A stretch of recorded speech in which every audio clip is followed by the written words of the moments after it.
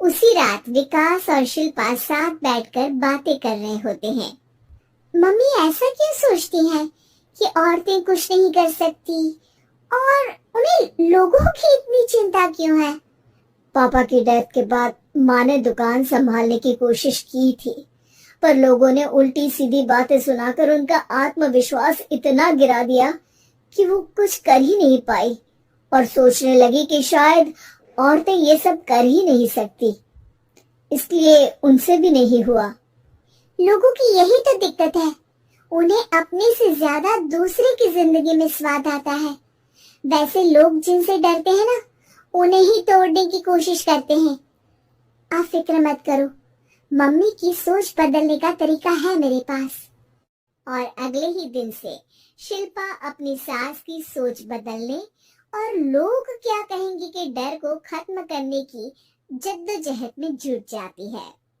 Mummy आपको पता है, गीता बबीता, अरे जिनके ऊपर दंगल फिल्म भी बनी है।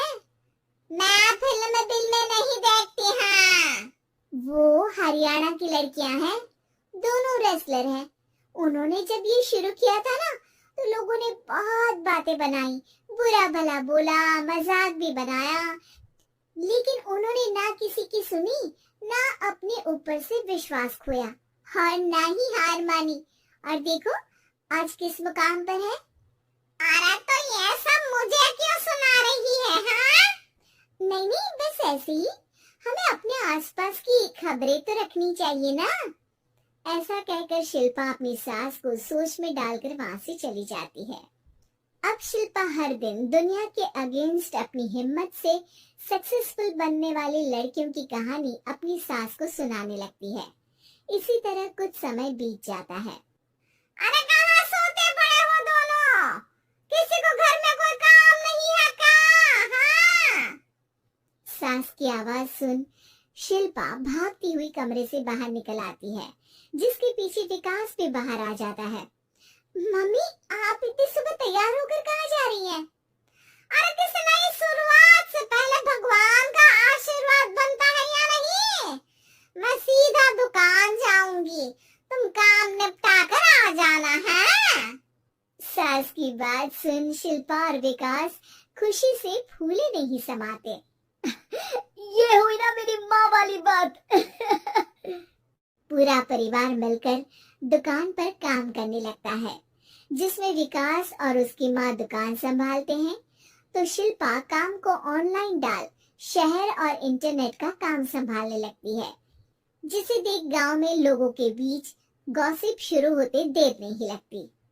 और अब क्या विकास भाई, अकेले काम संभल नहीं रहा था तो नौकर रख लेते, और तो कोई यहाँ लाने की क्या जरूरत थी? इन्हें घर में जो काम बोलो वो तो सही से करती नहीं, यहाँ आकर तो तुम्हें डुबा ही देंगी। अरे भाई साहब, अगर आपके घर की औरतें सही से काम नहीं करती ना, तो हमें उससे कोई लेना देना नहीं। यहाँ आपकी पंचायत के लिए किसी के पास समय नहीं है हाँ।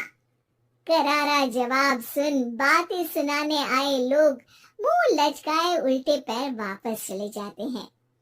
वाह मम्मी, ये तो अब दोबारा कभी भूल कर भी यहाँ नहीं आएंगे। I am so proud of you. अरे बहुत हुआ हाँ, काम पर लोगो चलो।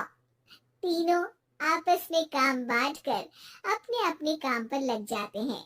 इसी तरह दिनों के साथ महीने बीतते हैं, जिसमें शिल्पा की पढ़ाई, विकास की मार्केट स्किल और सास की फाइनेंशियल मैनेजमेंट से उनकी दुकान बहुत अच्छा बड़ा बिजनेस बन जाता है, जो गांव के साथ साथ शहर में भी अच्छा खासा मशहूर हो जाता है।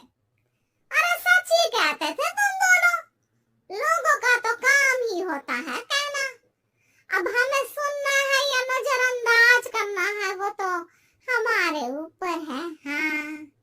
आपकी शुरुआत में गालियां और आसमान छूने पर तालियां, ऐसे लोगों का तो काम ही है पलटना।